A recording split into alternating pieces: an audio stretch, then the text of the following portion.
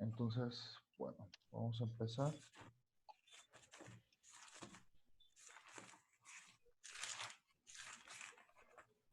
Acuérdense que tienen que ir anotando un tipo de resumen o lo más importante que vayamos viendo. Si necesitan tiempo para que no cambie de diapositiva, me dicen. ¿Ok? Bueno. Ok. ¿Mande? Ok, sí, está bien. Muy bien. Acuérdense todos poner su nombre en el chat, por favor. Quien no lo ponga, pues no lo voy a contabilizar como asistencia. A ver. Listo. Bueno, conocer cómo funciona el lenguaje de programación y cómo se interrelaciona con nosotros a través de software nos permite mejorar nuestra productividad y conseguir ese algo que nos diferencie de la competencia al estar programando, obviamente. A lo largo de los años, los lenguajes de programación han aumentado su potencia y flexibilidad para que de esa forma podamos llevar a cabo las tareas complejas que nos permiten ¿Qué tal? innovar. Buenos días. Buenos días. Ok, sí, que nos permitan innovar y con las nuevas tecnologías de información. Como resumen, lo que ya hemos visto estas últimas dos clases, ¿qué es un lenguaje de programación? Pues es un lenguaje formal que mediante una serie de instrucciones permite a un programador escribir un conjunto de órdenes, acciones y datos y algoritmos para que de esta forma podamos crear programas que controlen el comportamiento físico y lógico de una máquina. ¿Ok? Mediante este lenguaje se comunican el programador y la máquina, permitiendo especificar de forma precisa aspectos como cuáles datos debe operar un software, cómo deben ser almacenados o transmitidos estos datos y las acciones que debe tomar el software dependiendo de las circunstancias variables. Prácticamente es una forma de comunicarnos con la computadora, decirle que haga, que no. Y bueno, ¿qué tipos de lenguaje de programación Si le existen? puedo regresar un poquito, por favor. Ok. Aquí, bueno, ¿A qué es un lenguaje de programación? ok. Les voy a silenciar el micrófono porque hay algunos que se les escucha mucho ruido. Si tienen alguna duda o algo, pues ya lo abren, ¿no? Pero procuren abrir y cerrar el micrófono. Listo. Me dicen cuando ya estén listos para seguir. Pues sí, el lenguaje de programación prácticamente es la forma de cómo nosotros podemos llegar a comunicarnos con una computadora. Obviamente, todo en base a una serie de lenguajes de programación muy viejos que han ido mejorando tanto la calidad de entendimiento y facilidad de poder nosotros accesar a ellos. ¿Ok?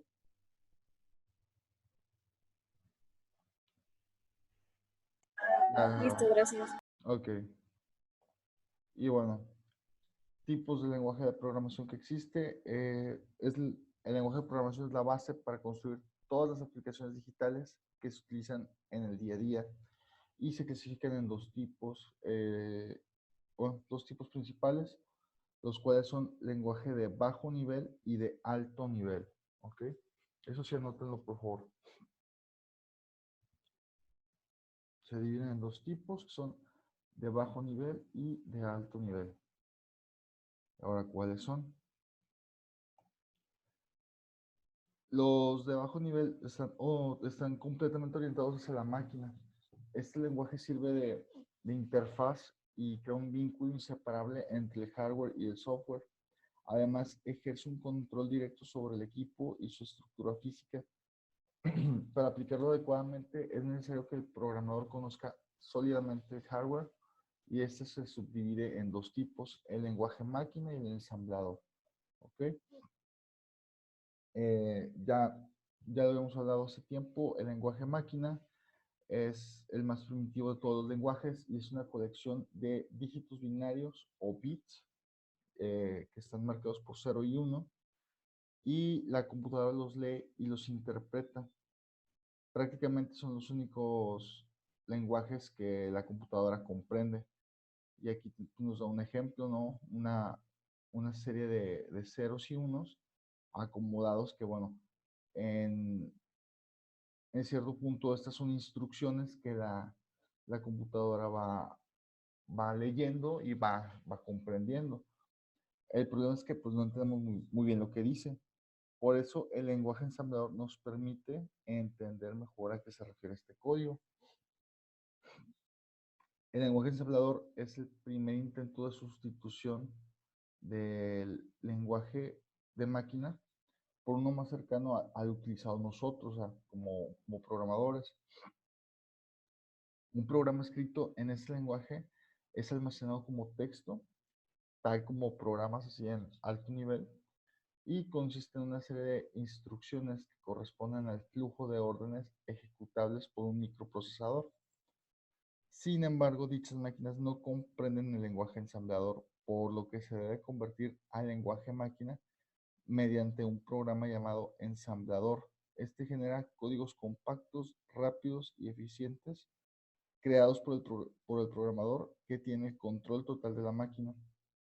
Este tipo de lenguaje será cuando el operador estaba bueno, cuando alguna máquina o alguna computadora tenía un operador y este operador estaba completamente consciente de todo lo que es los aspectos físicos de la computadora y pues yo creo que con el paso del tiempo ya reconocía ciertas mm, funciones o ciertas, pues sí, las acciones que normalmente hacía la máquina y por tanto ya tenía el conocimiento de qué tipo de código acceder. El problema era de que si llegaban a tener algún error o si la máquina llegaba a tener algún detalle, pues aparte de que era muy costoso, este, no cualquiera lo podía hacer. Había como que un especialista y ya. Bueno, y el ensamblador como que ya tiene como objetivo facilitar el trabajo del programador, ya que utilizan instrucciones más fáciles de entender. Ah, bueno, no, perdón, ya estamos en programación de alto nivel. Aquí estos tienen el objetivo de facilitar el trabajo del programador y hacer instrucciones más fáciles, más similares a un lenguaje que podamos entender. La mayoría de las veces están en inglés. Y bueno, el lenguaje de alto nivel permite escribir códigos mediante idiomas que conocemos, español, inglés, y luego para ser ejecutados se traduce el lenguaje de máquina mediante traductores o compiladores. ¿Ok? Nosotros lo formamos con ciertas funciones y después un compilador lo va traduciendo para que quede en lenguaje máquina. Este traductor permite traducir programas escritos en un lenguaje de programación al lenguaje máquina de la computadora y a medida de que va siendo traducida se va ejecutando. También, bueno, tenemos los compiladores que permiten traducir todo un programa de una sola vez hacia una ejecución más rápida y puede almacenarse para usarse luego sin volver a hacer la traducción. Ya te va dejando ahí como un archivo de ese programa para utilizarlo posteriormente. ¿Necesita que le pare tantito para que copien algo? ¿O le sigo? No, nada más, casi no me escuchas su micrófono, no sé si está ¿El fallando, mío? pero casi no lo entiendo. Sí, está fallando. ¿Está fallando? Como que se traba mucho. A ver, permítanme.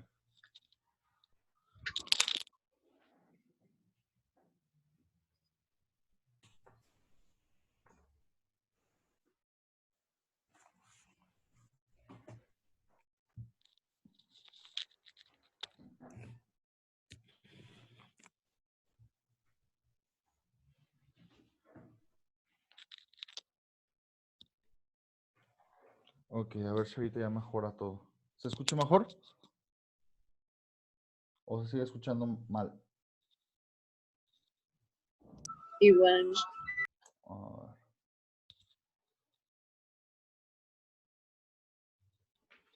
A ver, permítame.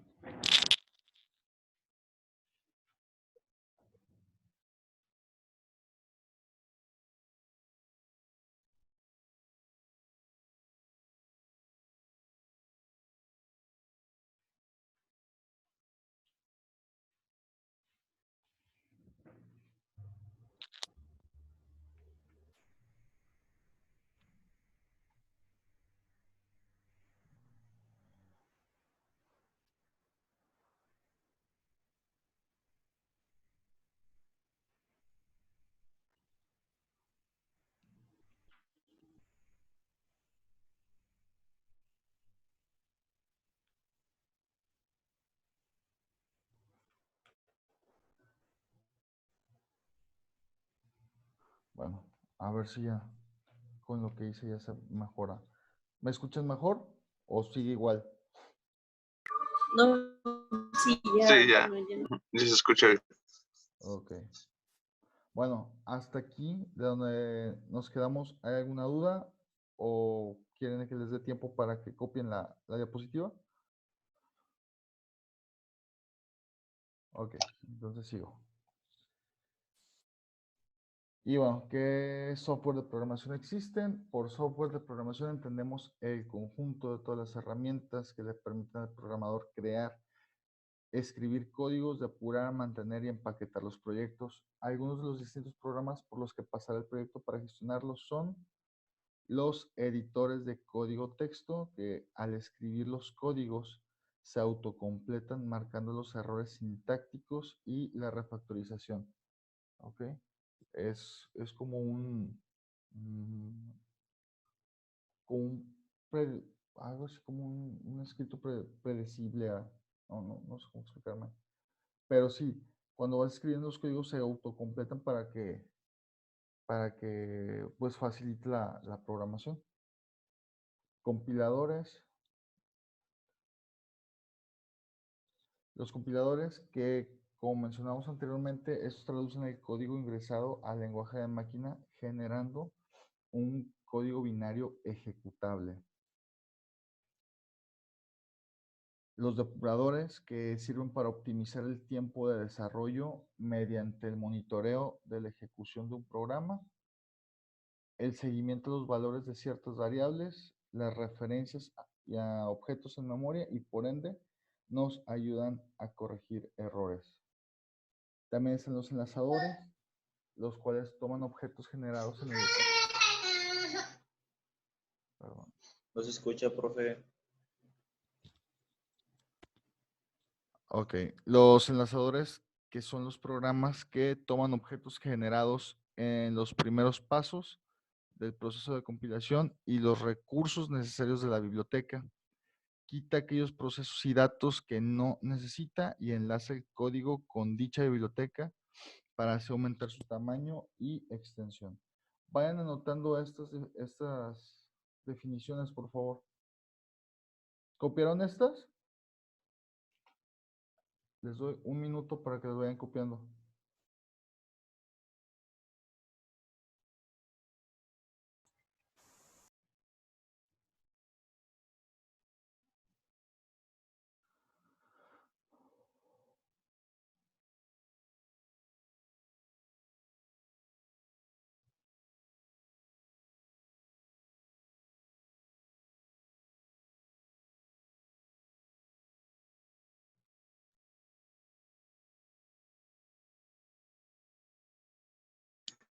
¿Listo?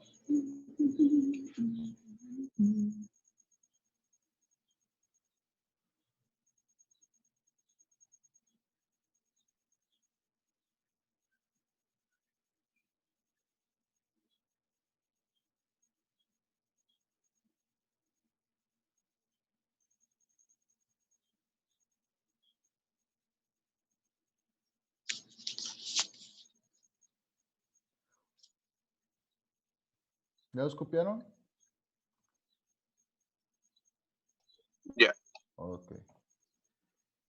Bueno, de aquí también tenemos interpretadores o traductores que, bueno, cargan el código ingresado y traducen las instrucciones para que el programa pueda ser ejecutado. Y los IDE, los Integrated Development Environment o entorno de desarrollo integrado, el cual es una aplicación informática que proporciona una serie de servicios que facilitan la programación de software, como las funciones de autocompletado, el editor de código fuente, la gestión de conexiones a base de datos, integración con sistemas de control de versiones, simuladores de dispositivos y un depurador para agilizar el proceso del desarrollo de software. Copien esto también, por favor.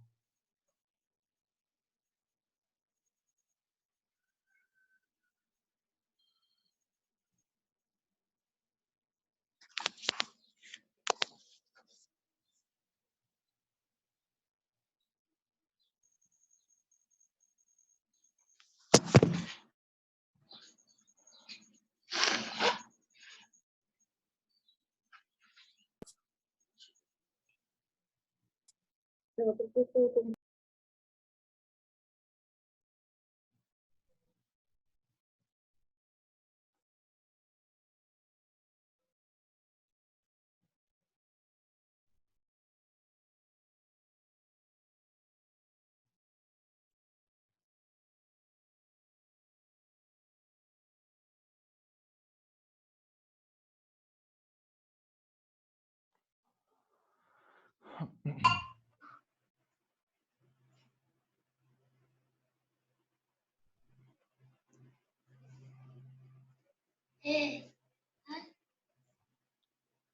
Ok, vamos a seguir.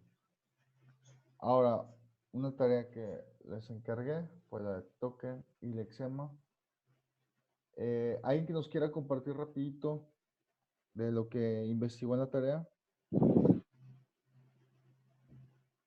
¿Alguien? Nada más uno.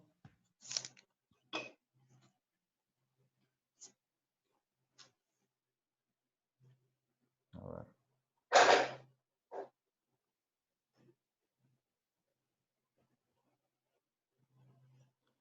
Víctor Sánchez, Sí, ¿nos puedes compartir algo de tu tarea?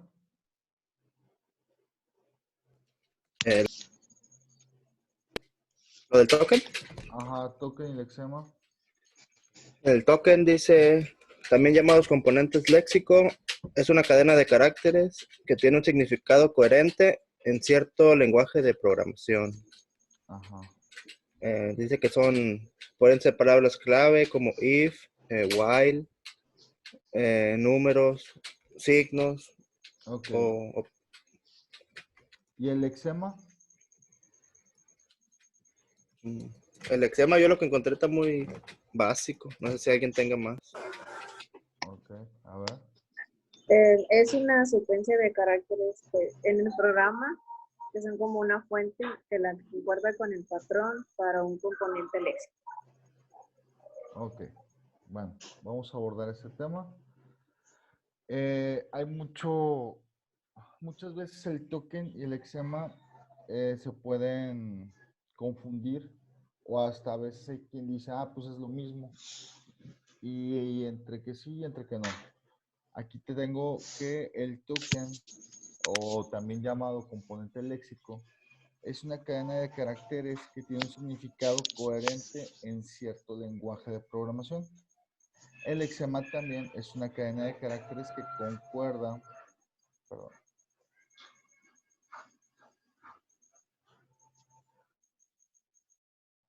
El lexema también es una cadena de caracteres que concuerda con un patrón que describe un componente léxico. Oigan, si les apago el micrófono es porque se escucha mucho ruido de su parte.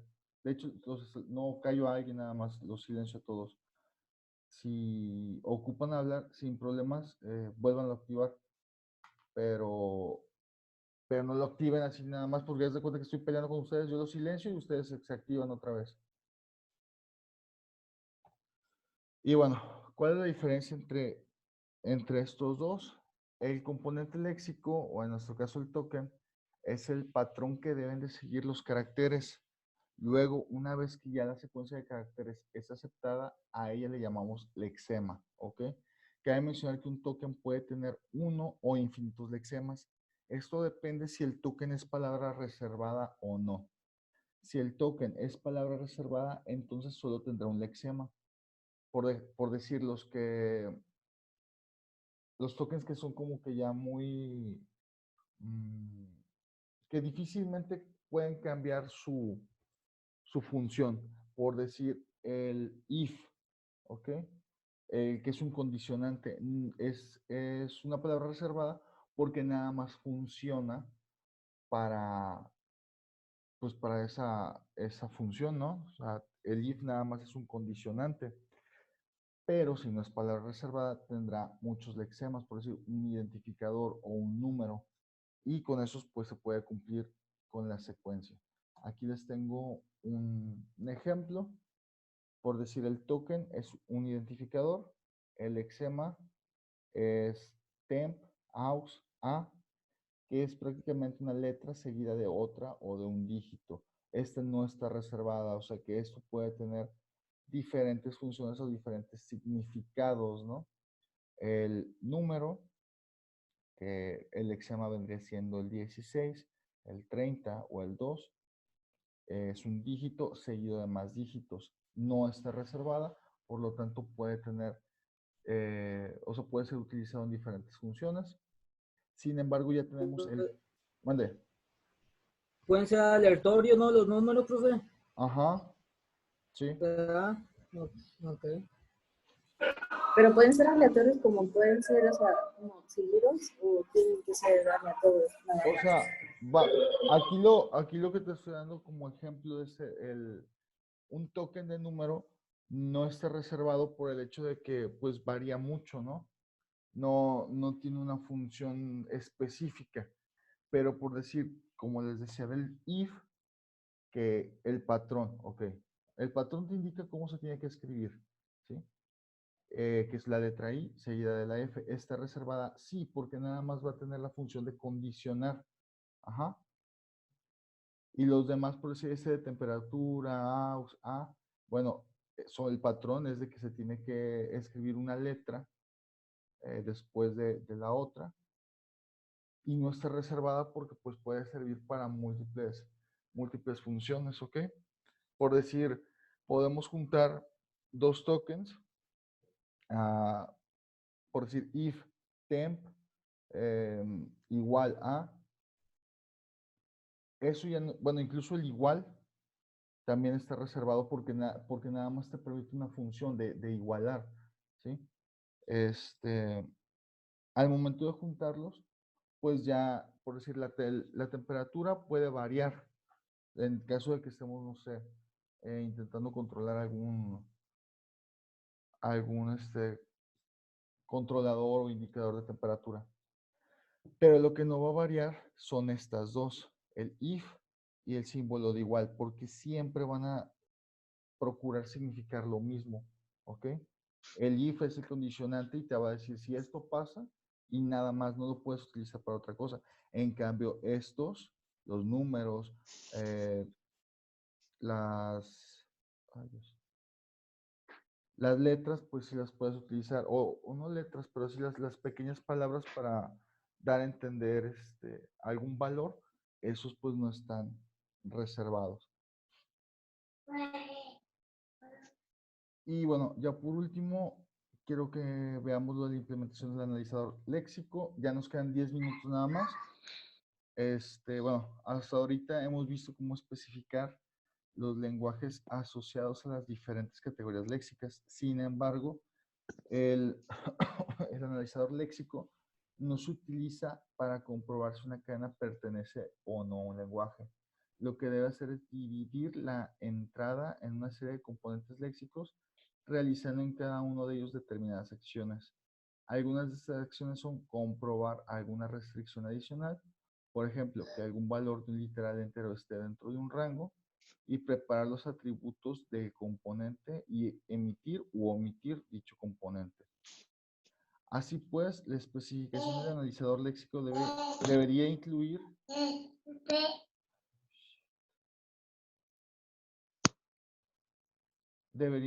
por cada categoría léxica del lenguaje el conjunto de atributos y acciones asociadas. Un ejemplo sería, por decir, en la categoría de entero, que una expresión regular sería del 0 al 9, y la acción sería calcular valor, comprobar rango y emitir, ¿ok? Como atributo pues tendría un valor. Y así tenemos las categorías real, identificador, asignación de rango blanco. Y pues también hay varias formas de implementar un analizador léxico. Por decir, podemos utilizar un generador de analizadores léxicos, que son herramientas que a partir de las expresiones regulares generan un programa que permite reconocer tokens o componentes léxicos. Estos programas suelen estar escritos en C, donde una de las herramientas es el Flex, o puede ser escritos en Java, donde las herramientas pueden ser el JFlex o el JLex. ¿Qué ventajas tiene esto? Que, bueno, hay una comodidad y rapidez del desarrollo, pero como inconveniente tenemos que esos programas son a veces ineficientes y la dificultad de dar mantenimiento del código generado. También podemos utilizar un lenguaje de alto nivel. A partir del diagrama de transiciones y del pseudocódigo correspondiente se programa el analizador léxico, ¿ok? ¿Qué ventajas tiene esto? Es de que es muy eficiente y es compacto, lo que facilita el mantenimiento. El inconveniente es de que hay que realizar todo a mano. O podemos también utilizar un lenguaje de bajo nivel, tipo ensamblador. Ventajas, es eficiente y compacto, pero como inconveniente es de que es más difícil desarrollar. Es prácticamente estar utilizando un lenguaje de bajo nivel y pues sí es cansado. Después tenemos los errores léxicos, los cuales son detectados cuando durante el proceso de reconocimiento de caracteres los símbolos que tenemos en la entrada no concuerdan con ningún patrón. Hay que tener en cuenta que hay pocos errores detectables por el analizador léxico. Entre ellos están todos estos ejemplos, que por decir, nombres incorrectos de los identificadores. ¿No se acuerdan que les comentaba de una función que más o menos como que predice lo que vas a poner? Bueno, a partir de aquí también se puede revisar eso. Se debe que utilicen caracteres inválidos para este patrón, como por ejemplo un paréntesis o se empieza por un número, ¿ok? Números incorrectos. Este error es cuando, debido a que está escrito con caracteres inválidos, puntos en lugar de comas o no está escrito correctamente. Palabras reservadas escritas incorrectamente, se producen errores de ortografía. El problema aquí es cómo distingues entre un identificador y una variable reservada. O sea, a veces aquí el problema es de que podemos, una variable reservada, podemos confundirla. A lo mejor que dé la casualidad de que por escribirla mal o algo, pues se tome como variable reservada. Y a veces ya no nos marca el error, sino ya lo tenemos que encontrar nosotros. Y bueno, caracteres que no pertenecen al alfabeto del lenguaje, que son por ser el símbolo de arroba, el símbolo del euro, los símbolos de pregunta, la ñ, etcétera. ¿Okay? Esos son errores léxicos así como que básicos. Y bueno, la estrategia de recuperación de errores más sencilla es una recuperación que es la de modo pánico. Al intentar transformaciones para reparar la entrada es muy costoso. Otra es que Profe, Mande, profe, mande. Bueno, ya repito porque ya faltan 4 minutos. Si cuando se detecta el error ya hemos pasado por un estado de aceptación, se ejecuta la acción correspondiente al estado de aceptación, por lo que se acaba de pasar, y el resto de caracteres se devuelven a la entrada y nos posicionamos en el estado inicial para empezar a partir de ahí a reconocer el siguiente token. Si no hemos pasado por ningún estado de aceptación, se elimina el carácter y no concuerda y aceptamos la siguiente estrategia que está aplicada a lo siguiente. Este es el modo pánico, que consiste en borrar de forma sucesiva caracteres de la entrada hasta que el analizador léxico es capaz de encontrar un token bien formado. Entonces, aquí lo que hace es, digamos que resetear todo hasta donde es entendible y a partir de ahí pues ya decir, ok, hasta aquí estamos bien, vamos a seguir, hay que cambiar ciertas cosas. ¿Cuál sería el proceso para tratar el error? Anota el error y el estado, se recupera, te da alternativas que te pueden ser desde ignorar, borrar, reinsertar otra función o reemplazar y conmutar. Posteriormente te da la opción de seguir. Si este no te funciona, pues podemos intentar transformaciones. La mayoría de los analizadores que implementan esta estrategia la aplican cuando se corrige el eczema con una sola transformación. Por decir, en el ejemplo de encontrar el -25.j. Para empezar, aquí automáticamente eliminamos los dos últimos caracteres, el punto y j, o es coma y j, quedándonos con un estado de aceptación, ¿ok? Este lexema no lo reconoce, entonces elimina esto, lo no conocido y te deja con algo conocido.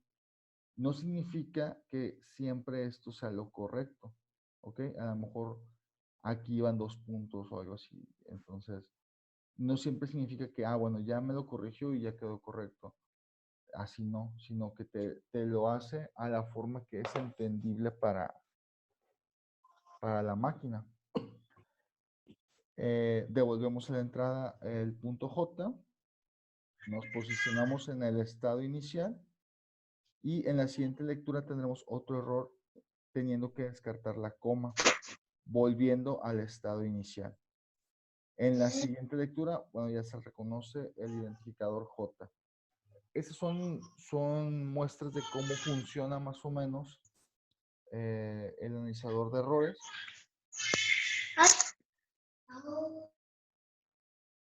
Sí, de cómo funciona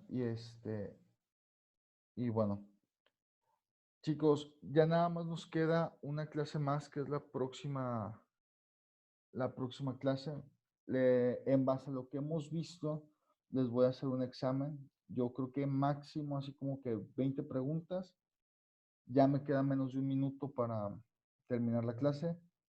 Los que no hayan podido poner en el chat su nombre, mándenmelo por el grupo o por privado y les encargo las evidencias de trabajo de hoy. Más de rato en el Classroom les pongo la tarea, ¿ok? Ha sido todo por hoy. Nos vemos la siguiente semana. Ok, Hasta la próxima semana, profe. Hasta la próxima semana. Bye. bye.